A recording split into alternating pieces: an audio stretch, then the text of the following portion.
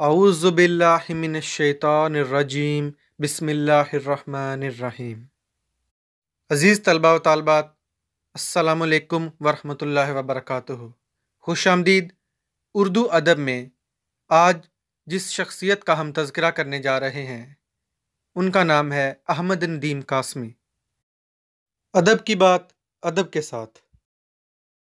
احمد ندیم قاسمی، جنہوں نے کئی دہائیوں تک ادبی دنیا پر راج کیا۔ آپ معروف ادیب، شاعر، کالم نگار، افسانہ نگار، مدیر اور صحافی تھے۔ پہلی ہی نظم سے شہرت کی بلندیوں تک پہنچ گئے۔ بچوں کے لیے شاعری شروع کی تو ہر دل عزیز شخصیت بن گئے۔ افسانے لکھنے شروع کیے تو دنیا ایسی دیوانی ہوئی کہ وہ لکھتے جاتے اور دنیا پڑھتی جاتی۔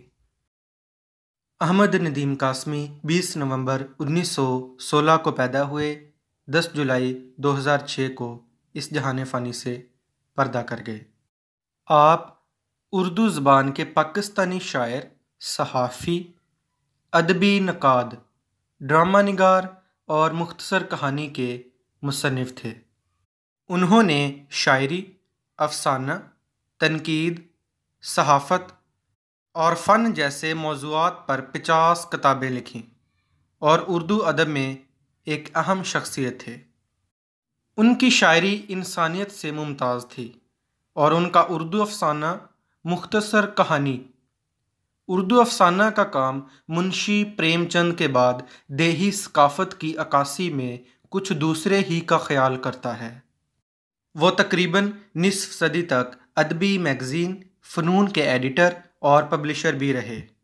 انہیں 1968 میں پرائڈ آف پرفارمنس اور 1980 میں ستارہ امتیاز جیسے ایوارڈ سے نوازا گیا۔ ذاتی زندگی، پس منظر۔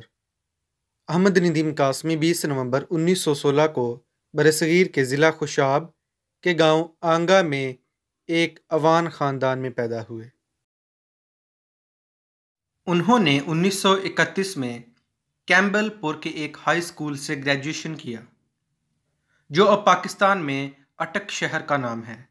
بعد میں آپ نے بہاولپور کے صادق ایجرٹن کالج میں تعلیم حاصل کی۔ انہوں نے 1935 میں پنجاب یونیورسٹی لاہور سے گریجویشن کیا۔ ان کے ایک بھائی پیرزادہ محمد بخش قاسمی اور ایک بہن تھیں۔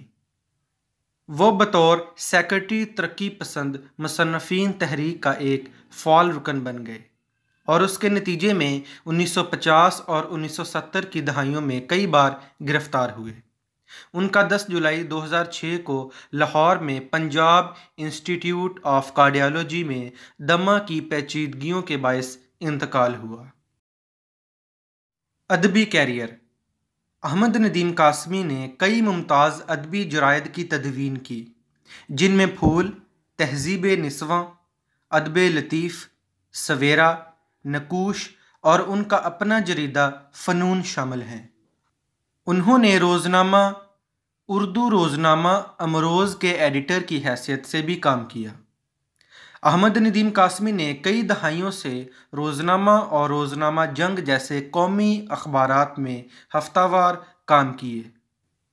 ان کی شاعری میں روایتی غزلیں اور جدید نظمیں شامل ہیں۔ احمد ندیم قاسمی دوسروں کی رہنمائی اور پرورش کے لیے بھی پرعزم تھے۔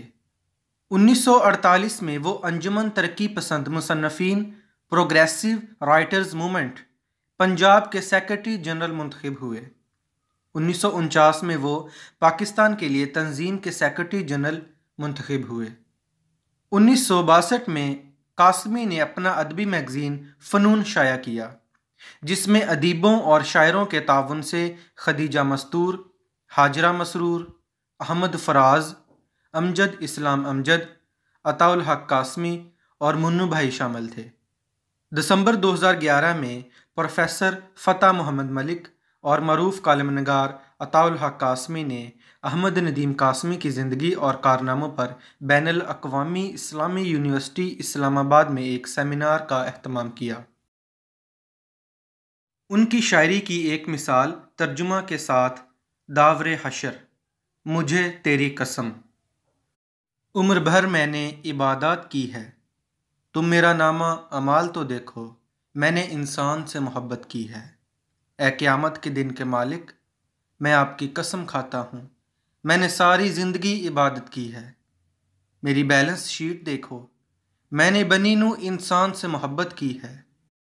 کتابیات اور شاعری: جلال و جمال، شعلہ گل، دشت وفا، دوام، محیط، لوح خاک، بسیط اور ارض و سما شامل ہیں۔ آپ کے قلم سے لکھی گئیں مختصر کہانیاں بھی شامل ہیں۔ افسانے: خود احمد ندیم قاسمی کی منتخب کردہ 40 بہترین مختصر کہانیاں، جن میں سے بعض درج ذیل ہیں۔ چوپال 1939 میں افسانہ لکھا۔ گنڈاسا افسانوی کردار مولا جٹ کے لیے بھی تحریک کا ذریعہ تھا۔ سناٹا: آبلے، طلوع و غروب، سیلاب و گرداب، آنچل، بازار حیات، آس پاس، گھر سے گھر تک، نیلا پتھر، در و دیوار،